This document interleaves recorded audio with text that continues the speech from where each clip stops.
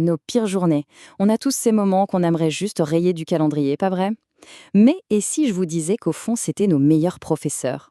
C'est une idée qui va complètement à contre-courant, on est d'accord. Et pourtant, la science, elle, nous révèle un mécanisme assez fascinant qui se cache juste derrière nos moments les plus difficiles. C'est vraiment la question au cœur de notre analyse d'aujourd'hui. On a tous connu ces journées où, franchement, rien ne va. Ces moments de choc qu'on aimerait juste oublier. Mais, et si justement, il ne fallait pas les oublier? Et si on changeait complètement notre regard sur ces expériences? Bon, tout commence toujours de la même manière, par un choc. Vous savez, la nouvelle à laquelle on ne s'attend pas, l'échec qui fait mal, ce qu'on appelle une mauvaise surprise.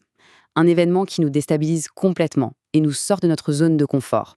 Et le truc incroyable, c'est que cette sensation, ce n'est pas juste une émotion passagère, une pensée abstraite. Non, non, c'est un véritable événement physique. Ce choc, comme on le voit là, il déclenche une vraie cascade chimique qui met notre cerveau en état d'alerte maximale. C'est comme une sirène d'alarme interne. Alors, justement, plongeons un peu au cœur de cette réaction. Parce que, bien caché à l'intérieur, il y a une sorte d'agent secret, un allié qu'on n'attendait pas du tout et qu'on pourrait vraiment appeler le super prof du cerveau. Et cet agent, eh bien, c'est la noradrénaline. Pour se faire une idée, il faut l'imaginer comme un énorme shot d'adrénaline, mais spécifiquement pour nos neurones. C'est ce produit chimique qui inonde le cerveau et qui, en gros, lui crie « Attention, ce moment est hyper important. Il faut absolument que tu l'enregistres. » Et c'est ça qui met notre attention au taquet et qui décuple notre capacité à apprendre. C'est pour ça que cette image est juste parfaite.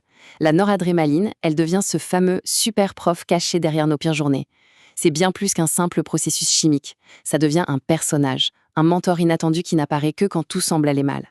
D'accord. Mais alors, comment ce choc se transforme concrètement en leçon?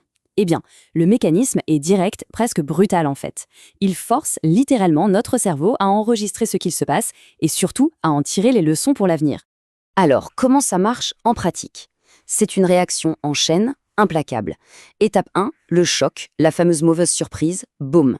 Instantanément, on passe à l'étape 2.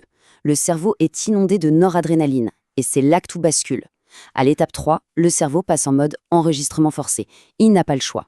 Ce qui nous mène tout droit au résultat, à l'étape 4, un apprentissage qui est gravé dans le marbre, bien plus rapide et beaucoup plus durable que la normale.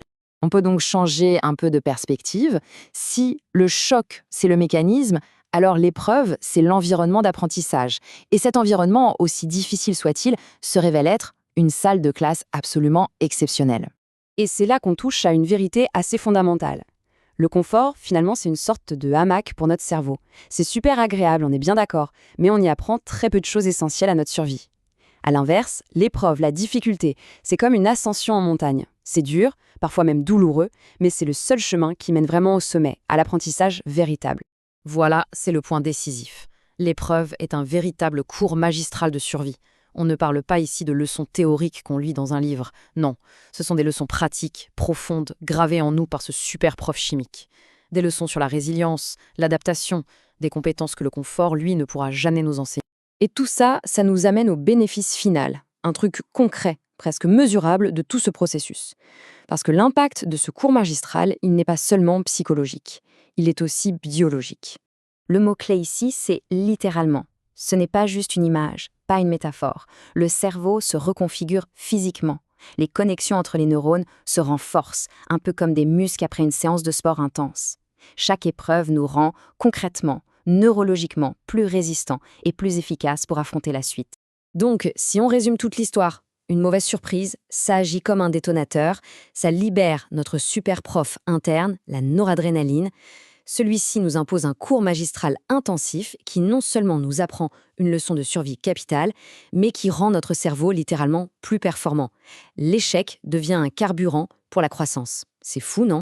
Ce qui nous laisse avec une pensée pour l'avenir. La prochaine fois qu'une épreuve se présentera sur notre chemin, au lieu de la voir uniquement comme une catastrophe, est-ce qu'on ne pourrait pas essayer d'y déceler une opportunité? L'occasion unique d'activer ce super prof et au final d'en sortir plus fort. C'est une perspective qui, honnêtement, peut absolument tout changer.